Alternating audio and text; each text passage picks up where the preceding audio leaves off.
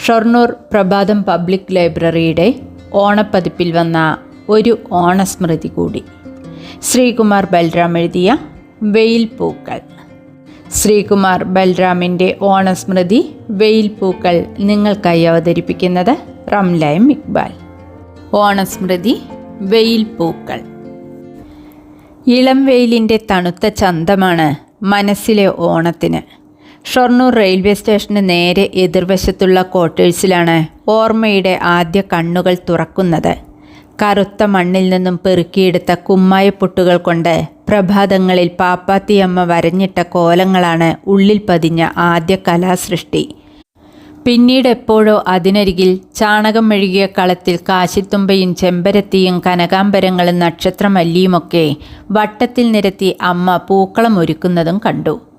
കൂട്ടിപ്പിടിക്കുമ്പോഴും വാരിയെടുക്കുമ്പോഴും കൈത്തഴം പുരയാതിരിക്കാൻ കോറത്തുണി കൂട്ടി ഒക്കത്ത് വെച്ച് നടക്കുന്ന ലക്ഷ്മിയമ്മ എന്ന വാത്സല്യമാണ് ആദ്യമായി ആ വാക്ക് പറഞ്ഞത് കേട്ടത്. ഓണായി കുട്ടിയെ.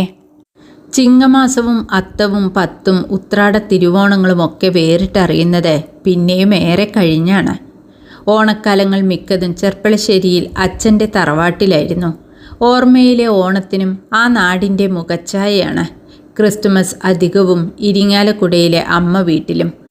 പുത്തനാൽക്കാവിൻ്റെ പിന്നിലെ ഇറക്കമിറങ്ങി കാക്കാത്തോടിൻ്റെ പാലവും പിന്നെ പാടവരമ്പും താണ്ടി തറവാട്ടിലെത്തുമ്പോൾ മുറ്റത്ത് കട്ടിക്കണ്ണടയും ഒരു നിറച്ചിരിയുമായി നിൽക്കുന്ന ചെറിയച്ഛൻ, എൻ്റെ ഉണ്ണിയേട്ടൻ, ഉമ്മറക്കോലായിൽ കാത്തിരിക്കുന്ന അച്ചമ്മയും മേമയും, ഇടനാഴിയിൽ ചെറിയമ്മ എന്ന സൗമ്യത.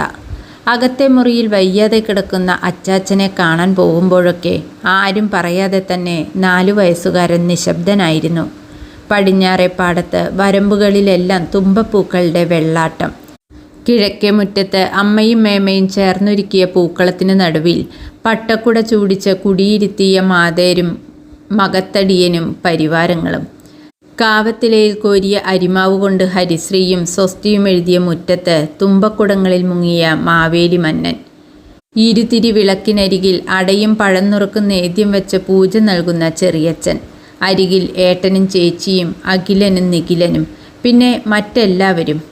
സംശുദ്ധിയുടെ മണികിലുക്കങ്ങൾ, ഈശ്വരീയതയുടെ സുഗന്ധം, പത്തായത്തിൽ തൂക്കിയ പഴക്കുലകളുടെ കൊതിപ്പിക്കുന്ന ചന്തം. പലവട്ടം ചീത്ത കേട്ടിട്ടും ആരും കാണാതെ വീണ്ടും കായ വറുത്തതും ശർക്കര ഉപ്പേരിയും പോക്കറ്റിൽ നിറച്ച് പറമ്പിലേക്ക് ഓടിയിരുന്ന ബാല്യം. കാലത്തിൻ്റെ ചില്ലയിൽ നിന്ന് കൊല്ലങ്ങളുടെ ഇലകൾ ഏറെ കൊഴിഞ്ഞിരിക്കുന്നു. നാട്ടുവഴികൾക്കിപ്പോൾ പഴയ തണുപ്പില്ല.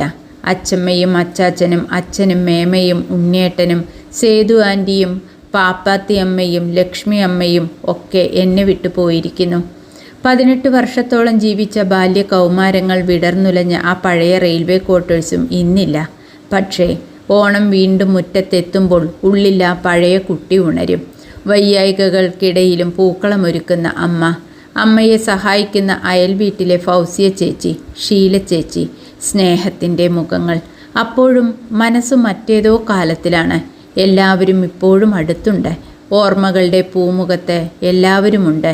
ഉച്ചയൂണ് കഴിഞ്ഞ് സിഗരറ്റിൻ്റെ മണമുള്ള ഉണ്ണിയേട്ടൻ്റെ കവിളുകളിൽ ഉമ്മകൾ നൽകി ഉറങ്ങണം.